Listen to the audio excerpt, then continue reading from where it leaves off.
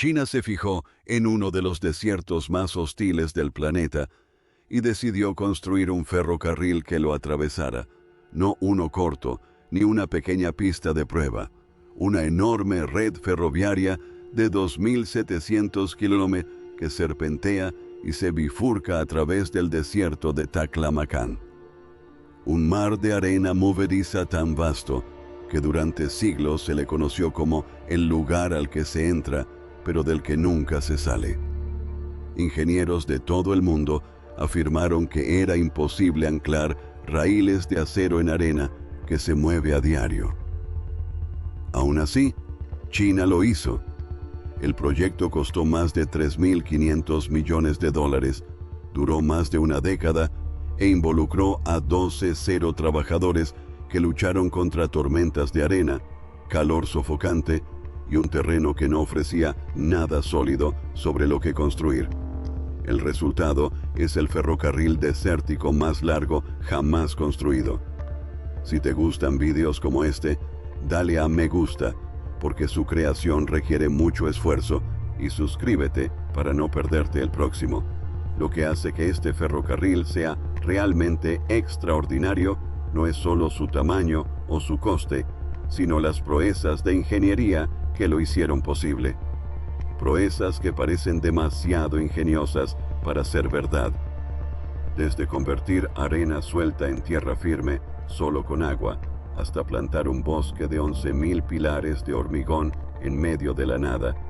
Cada paso fue una batalla contra la naturaleza. Y la razón por la que China deseaba tanto este ferrocarril no tiene nada que ver con el transporte de personas. Hay algo enterrado bajo toda esa arena, algo que vale miles de millones. Y llegar a él requirió una proeza de ingeniería que nadie creía posible. Un ferrocarril que dividiera el desierto en dos. El Taklamakan Desert Loop es un ferrocarril de 2.685 kilómetros que atraviesa uno de los desiertos más inhóspitos del planeta.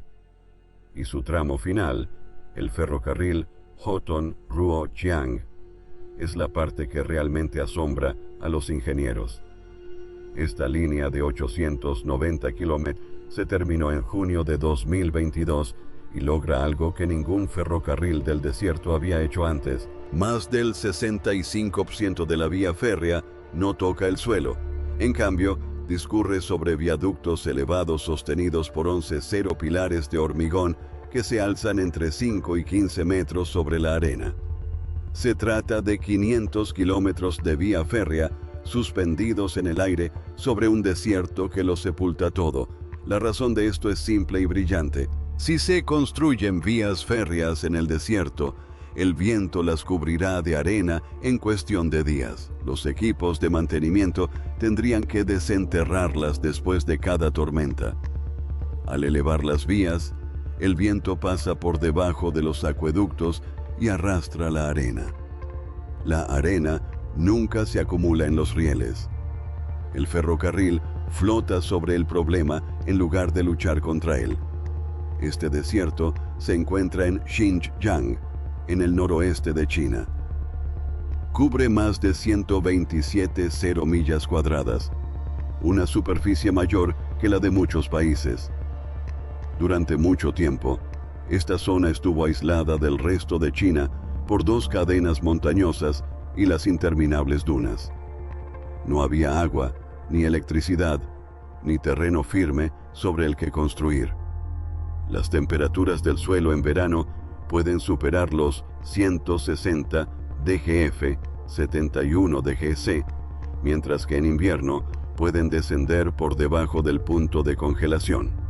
Pero bajo toda esa arena se esconden miles de millones de toneladas de petróleo, carbón y elementos de tierras raras de los que depende la tecnología moderna. China sabía que los recursos estaban allí. El problema era acceder a ellos. Pero construir un ferrocarril sobre arena que se mueve a diario es un enigma que ha paralizado a los ingenieros durante generaciones. ¿Cómo se crea una base sólida cuando el suelo no se mantiene quieto?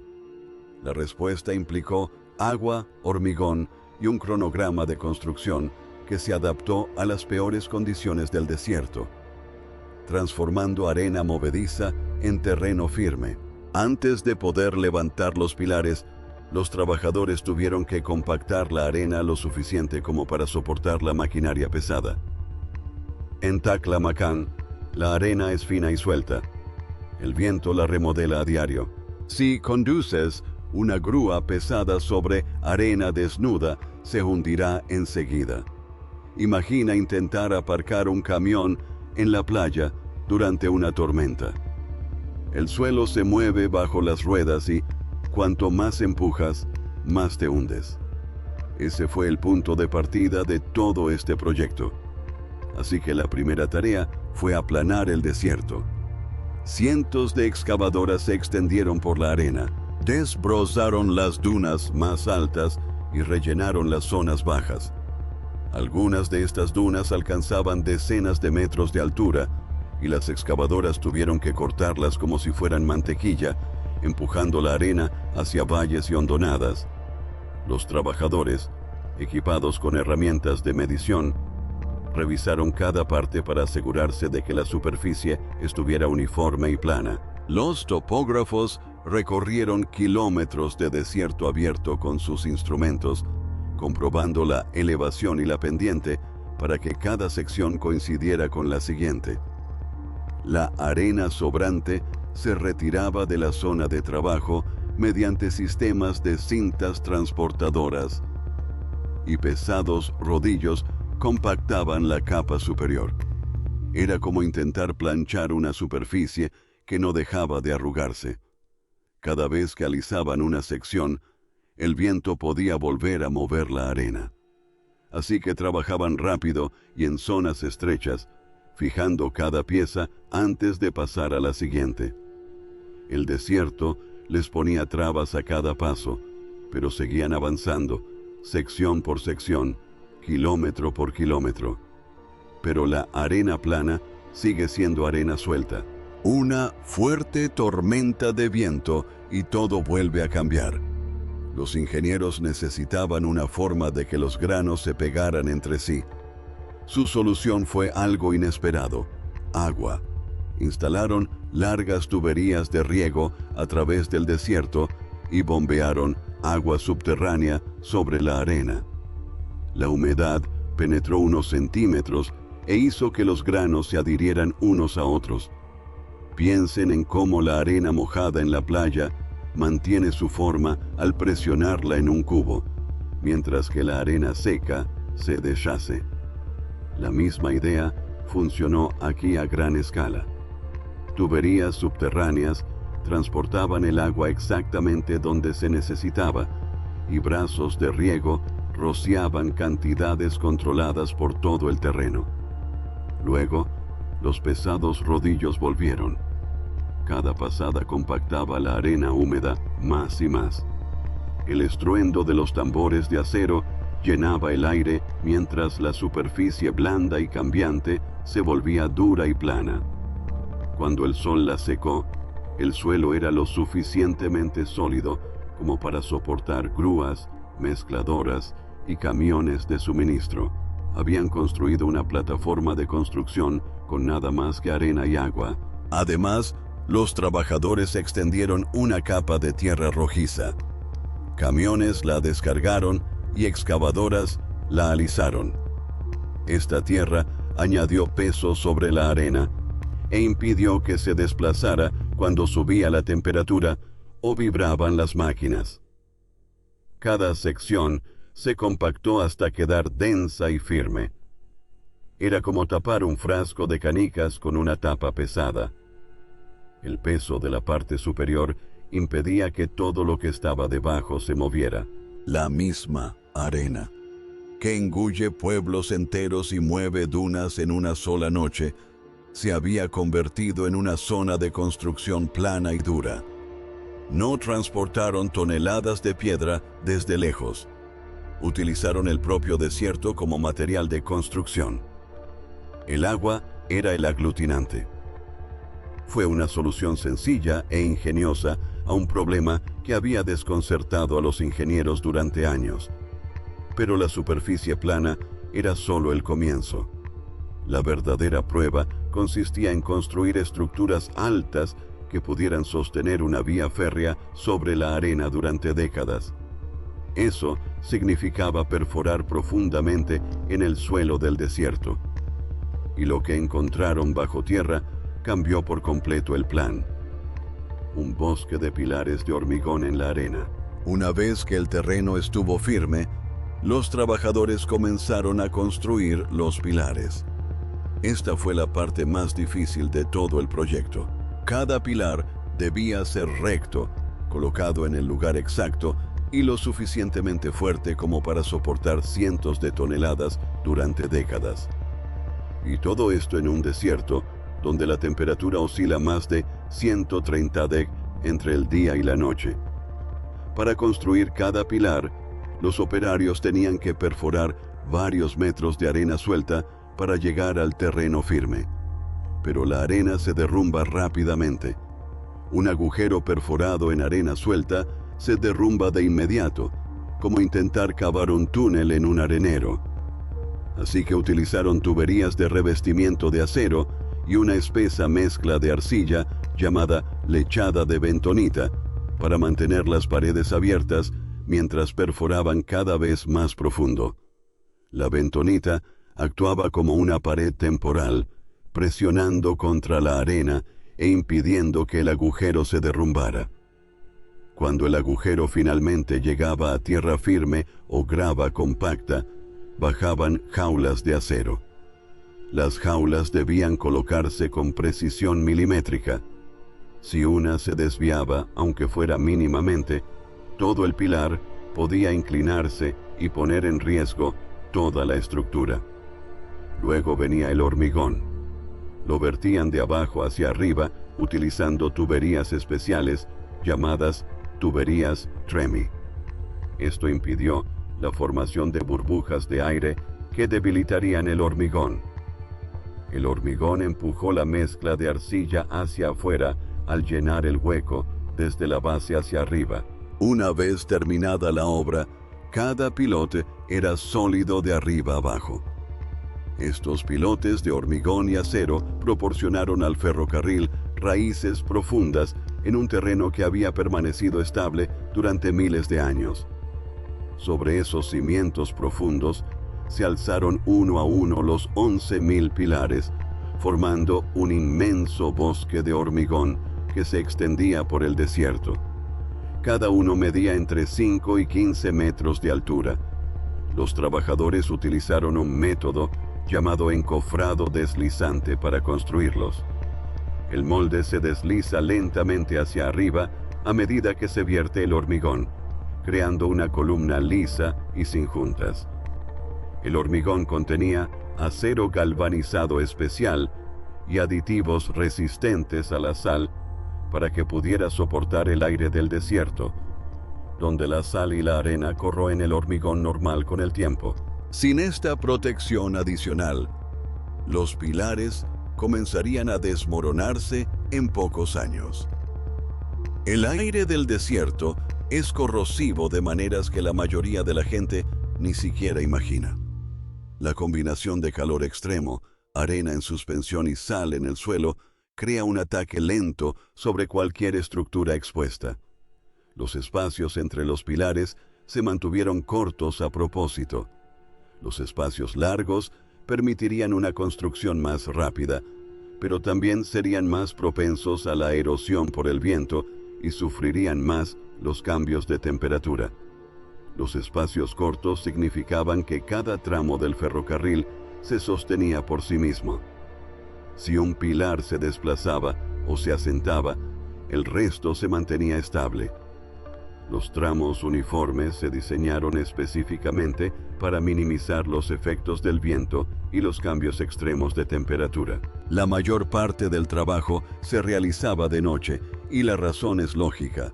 Durante el día, el calor es tan intenso que el hormigón fragua demasiado rápido y se agrieta. El viento también sopla con más fuerza durante el día, levantando tormentas de arena que dificultan la visibilidad. Los trabajadores quedaban cegados y azotados por la arena punzante. Por la noche, el aire se calma, la temperatura baja y los trabajadores pueden realizar un trabajo minucioso y preciso. Así, el desierto, intransitable durante el día, se convertía en una zona de construcción al anochecer, iluminada por reflectores bajo las estrellas. Imagínese trabajar en una estructura donde el margen de error es mínimo, en la oscuridad, en medio del desierto, con el viento soplando incluso de noche. Esa era la realidad diaria de estos equipos, al ponerse el sol tras las montañas. Kun, hileras de pilares se extendían hasta el horizonte como un esqueleto gigante. Pero los pilares por sí solos no constituyen una vía férrea. El siguiente paso era colocar las enormes vigas que conectarían los pilares, y eso implicaba levantar algunos de los objetos más pesados jamás movidos en un desierto. Levantar cientos de toneladas hacia el cielo del desierto. Con 11.000 pilares erigidos sobre la arena, el siguiente paso fue colocar las vigas cajón encima. Estas son las enormes vigas de hormigón que forman la calzada del puente por donde pasarían las vías. Cada viga medía más de 30 metros de largo y pesaba varios cientos de toneladas. Levantar algo tan pesado en medio del desierto, sin carreteras ni electricidad, era una tarea titánica. Las vigas se fabricaban en zonas de acopio y se transportaban a la obra en vagones especiales de plataforma. Llevar estas enormes piezas al lugar correcto era, en sí mismo, un complejo rompecabezas logístico. El desierto carecía de carreteras, por lo que los equipos de construcción tuvieron que construir vías provisionales para transportar los materiales. Cada viga tenía que recorrer kilómetros a través de arena inestable antes de llegar al pilar donde pasaría el resto de su vida. Cuando una viga llegaba, era izada a su lugar por pesadas grúas sobre orugas o pórticos autolanzables. Los pórticos son máquinas asombrosas. Se deslizan hacia adelante sobre los pilares, toman una viga desde atrás y la colocan delante, tramo a tramo. Imagínese una oruga avanzando lentamente por el desierto, dejando a su paso un puente terminado. Cada una de estas máquinas podía colocar varias vigas en un solo turno, recorriendo lentamente la distancia a través de la arena. El pórtico sujetaba una viga, la levantaba del vagón de transporte, la balanceaba hacia adelante y la bajaba sobre los cabezales de los pilares con una precisión increíble. Cada viga debía alinearse con herramientas láser. El margen de error era de apenas unos milímetros. En la construcción normal, unos pocos milímetros podrían no importar. Pero en un ferrocarril, donde los trenes circulan a gran velocidad, incluso un pequeño golpe provoca vibraciones, desgaste irregular y daños con el tiempo. Cada viga debía asentarse perfectamente plana sobre sus pilares, con el peso distribuido uniformemente en cada punto de contacto. Los trabajadores revisaban y volvían a revisar cada viga antes de fijarla. Los sistemas de alineación láser garantizaban que cada haz estuviera exactamente donde debía estar, con una precisión difícil de igualar incluso en una fábrica. Una vez fijadas las vigas, los operarios vertieron losas para el tablero del puente o colocaron paneles de hormigón prefabricado encima para obtener una superficie lisa.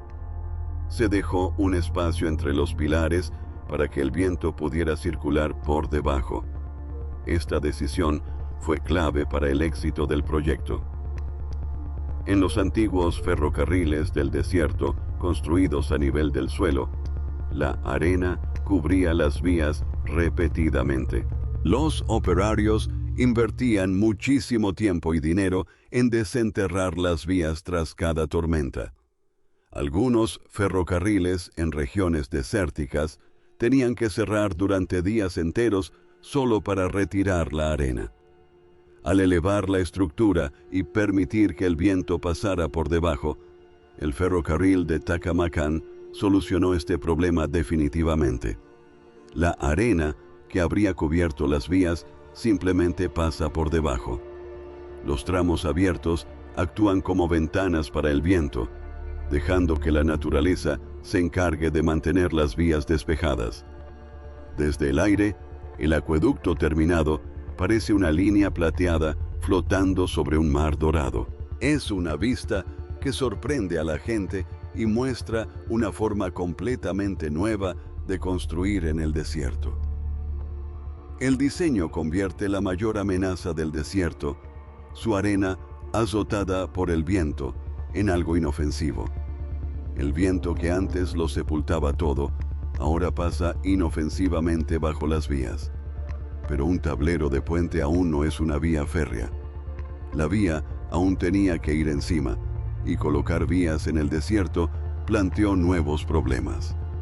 El acero tenía que soportar cambios bruscos de temperatura que harían que las vías normales se doblaran y se rompieran. Los sujetadores tenían que mantener las vías firmes, pero a la vez permitirles expandirse y contraerse con los cambios de temperatura. Y toda la vía tenía que estar alineada tan perfectamente que los trenes se deslizaran a gran velocidad. Vías de acero que resisten el desierto. Una vez terminados los viaductos, los trabajadores comenzaron a colocar las piezas de la vía. Primero llegaron las traviesas, los bloques de hormigón que se asientan sobre el tablero del puente y mantienen las vías de acero en su lugar. Distribuyen el peso de los trenes a lo largo de la estructura y mantienen las vías a la distancia correcta. Cada traviesa tenía que colocarse con un espaciado exacto para que las vías encajaran a la perfección. Los trabajadores alinearon cada traviesa con herramientas de medición para asegurarse de que el espaciado fuera exacto. Luego, usaron andamios elevadores para bajar los rieles de acero encima. Cada riel medía más de 260 pies de largo. Las grúas los levantaron hasta su lugar y los trabajadores los alinearon por el centro. Revisaron cada junta y espacio para darle al acero espacio para expandirse cuando se calentaba. Este detalle sobre la expansión es muy importante. El acero se expande con el calor y se contrae con el frío.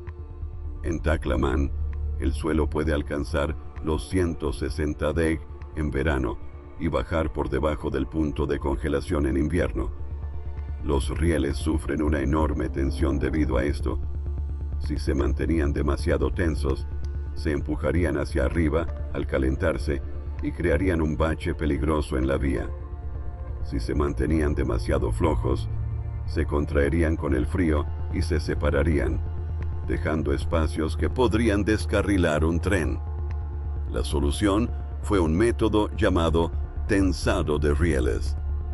Los trabajadores usaron máquinas hidráulicas para estirar cada riel y bloquearlo en su lugar mientras estaba estirado. Cuando sube la temperatura, la expansión simplemente atenúa el estiramiento en lugar de desalinear el riel. Es como estirar una goma elástica y luego sujetarla. Cuando la goma se calienta y tiende a expandirse, simplemente relaja el estiramiento en lugar de soltarse.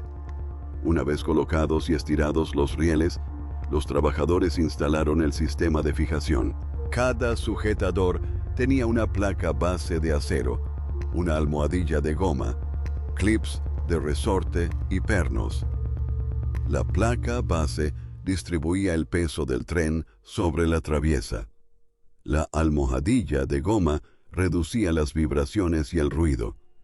Los clips de resorte mantenían el riel firmemente contra la placa, pero permitían un ligero movimiento debido a los cambios de temperatura. Los trabajadores usaban llaves dinamométricas en cada perno para lograr el apriete exacto necesario, de modo que cada junta ejerciera la misma fuerza. Era un trabajo lento y minucioso, pero un solo error en un sujetador podía causar problemas más adelante. Se necesitaron 11 meses de trabajo constante para tender toda la vía a través del desierto. Cuando se terminó el último tramo, toda la línea se sometió a pruebas durante 6 meses.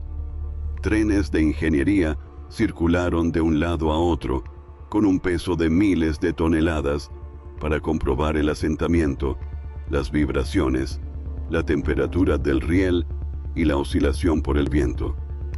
Los resultados fueron asombrosos.